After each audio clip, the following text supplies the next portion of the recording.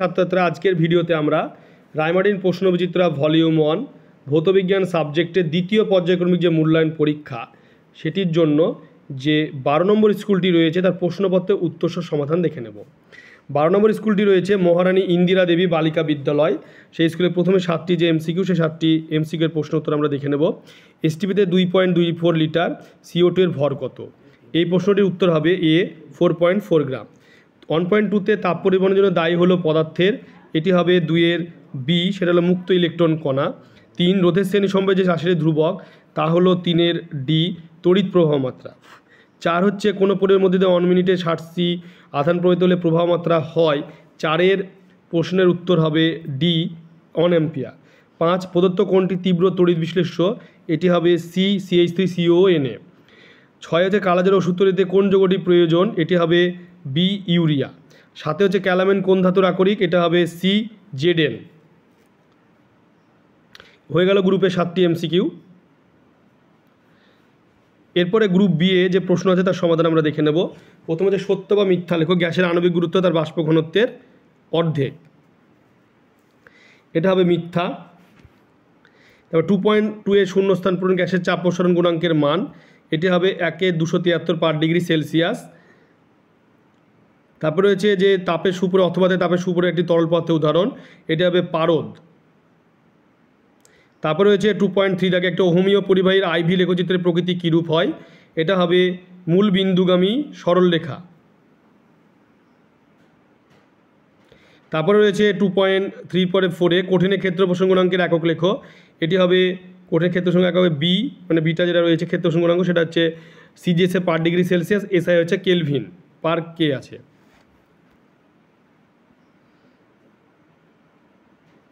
এরপর রয়েছে যে 2.5-এ বৈদ্যুতিক মোটরের ঘূর্ণন কোন নীতি মেনে চলে?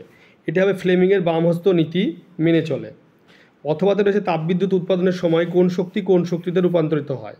এটা হবে রাসায়নিক শক্তি থেকে তাপ শক্তি, সেখান থেকে গতিশক্তি, সেখান থেকে বিদ্যুৎ শক্তি।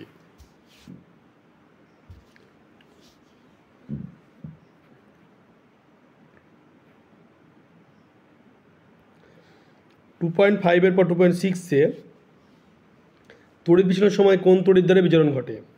এটি হবে ক্যাথোডে।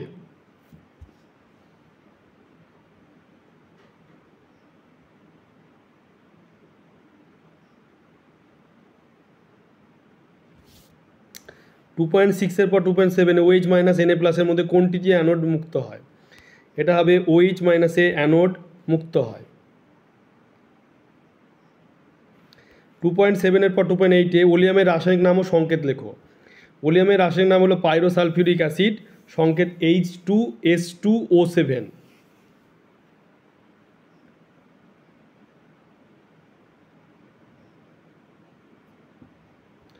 এরপরে হচ্ছে 2.8-এর অথবা চিলি সলপিটার কি? চিলি সলপিটার হচ্ছে সোডিয়াম নাইট্রেটের একটা সাধারণ নাম, NaNO3। চ্যালকোপাইরেটসের সংকেত লেখো। চ্যালকোপাইরেটসের সংকেত হচ্ছে CuFeS2।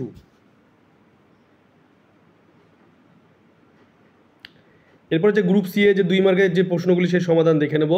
বৈদ্যুতিক হিটারে নাইক্রোম তার ব্যবহার করা হয় কেন? সেটা যে বৈদ্যুতিক নাইক্রোম তার ব্যবহার করা হয় তার কারণ হচ্ছে নাইক্রোম তারের রোধাঙ্ক বেশি বলে উৎপন্ন তাপের পরিমাণ বেশি। 2 নাইক্রোম তারের গলনাঙ্ক বেশি, তাই এটি উচ্চ তাপমাত্রায় গলে যায় না। 3 উচ্চ তাপমাত্রায় নাইক্রোম বায়ুর অক্সিজেনের সঙ্গে বিক্রিয়া করে না, ফলে ক্ষয়ে যায় না।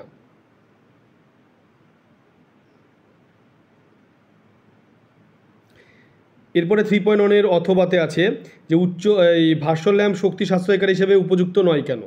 কারণটা হচ্ছে ভাস্বর ল্যাম্প তড়িৎ তাপীয় ফলের উপর ভিত্তি করে ল্যাম্প গঠিত।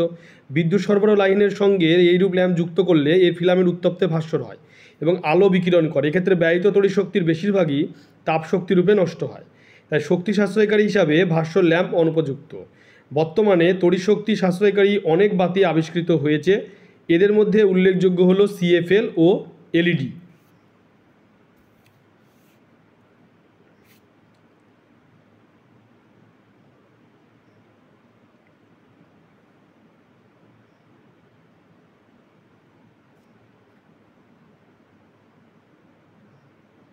এরপরে 3.2-এ রয়েছে যে উচ্চ উষ্ণতায় ক্যালসিয়াম ক্লোরাইডের উপর দিয়ে নাইট্রোজেন গ্যাস চালনা করলে কী ঘটবে? সমীকরণ সহ লেখো।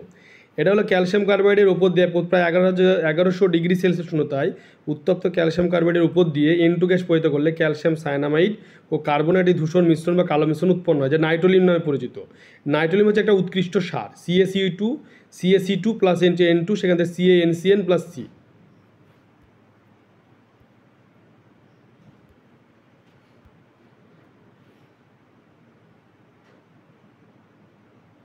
থ্রি পয়েন্ট টু এর যে অথবা সেটি হচ্ছে নেসলা বিকারক কাকে বলে, এর সাহায্যে কোন গ্যাস শনাক্ত করা যায়। নেসলা বিকারক কাকে বলে, এর সাথে কোন গ্যাস শনাক্ত করা যায়, সেটি হলো যে পটাশিয়াম মার্কিউরিক আয়োডাইডের ক্ষারীয় দ্রবণকে নেসলার বিকারক বলে।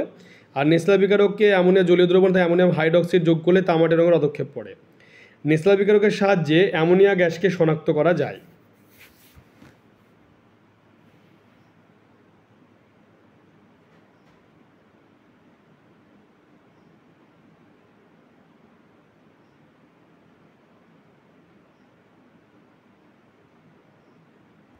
এরপরে হচ্ছে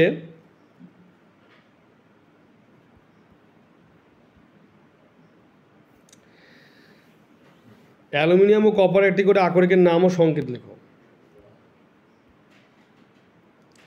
অ্যালুমিনিয়াম আকরিক আর কপারের আকরিক। কপার হচ্ছে কপার পাইরাইট বা চালকোপারাইট, CuTs Fe2S3 মানে CuFeS2। Copper glass. অ্যালুমিনিয়াম হচ্ছে বক্সাইট, Al2O3 ও 2S2, কোরার নামে Al2O3, ক্রায়োলেট হচ্ছে Na3Al6।